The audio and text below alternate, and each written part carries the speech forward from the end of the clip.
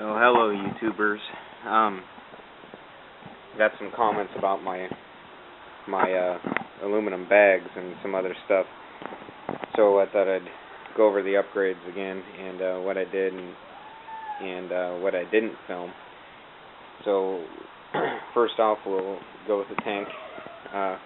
It's one of the first videos I did, and it's holding up really well. It's a 5.5 gallon. It works great. I've dropped the bike a handful of times and I haven't had a hole in it yet. No punctures, no anything like that. One thing to note is that originally I put a clear fuel line hose on here, and I used automotive fuel filter, inline fuel filter. From the video, I think I explained in the description that didn't work, so I used a regular fuel filter for a motorcycle. The other one was just too big, and the volume was too much on there. It wouldn't flow enough fuel. That clear stuff, the clear fuel line, was getting really brittle after about 6 months, and I'd start to get leaks and stuff. So although I like the clear fuel line to see the fuel flowing, but this is OEM fuel line and it works great. Hopefully it'll last. I didn't talk about the clearance issue with the voltage regulator, and it is touching right there. It hasn't melted through. I haven't smelt anything. It's fine. There's nothing wrong with it.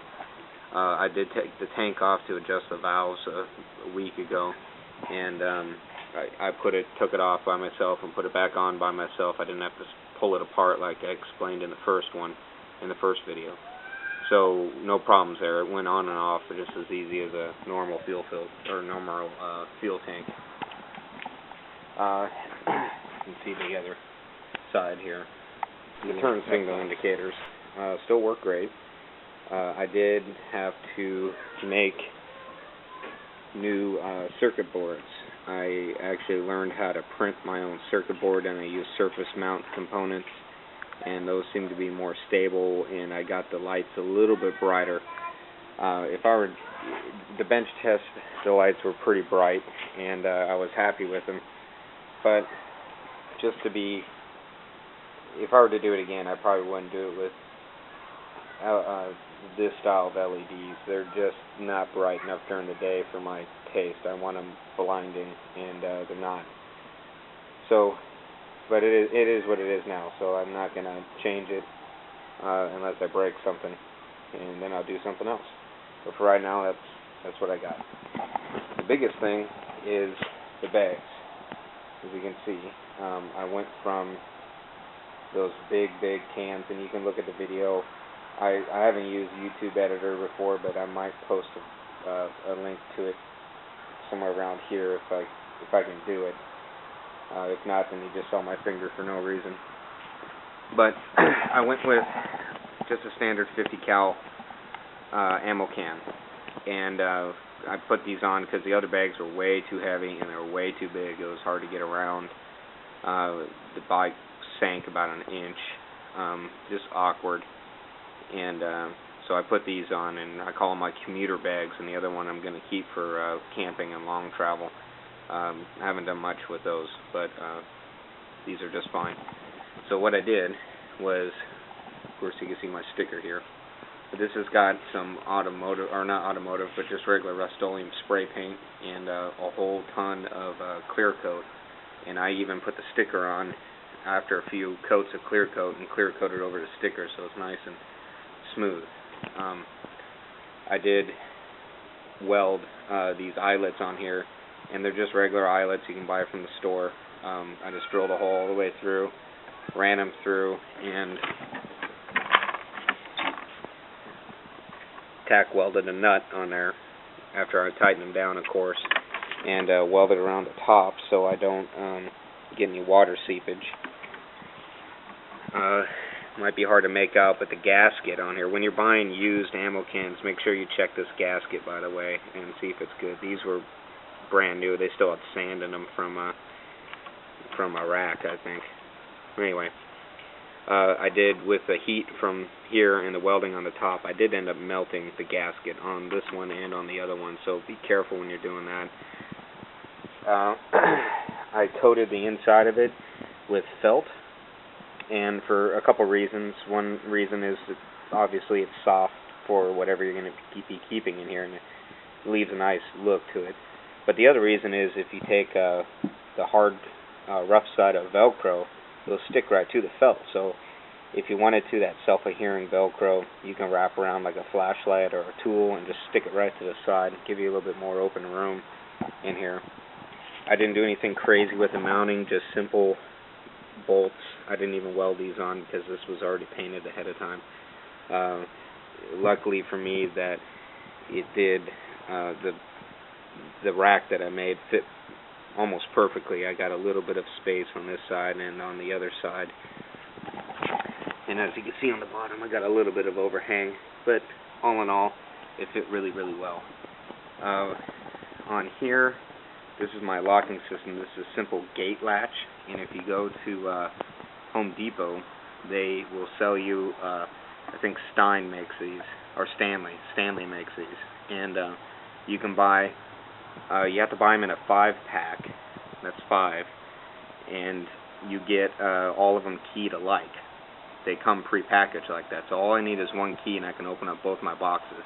And I plan on using the same setup on my bigger boxes, so I have one key to open them all, if you might say.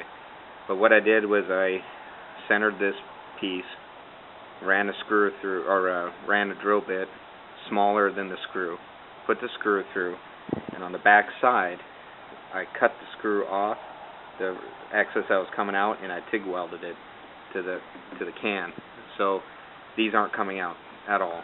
You can't unscrew them, can't do anything except for drill them out.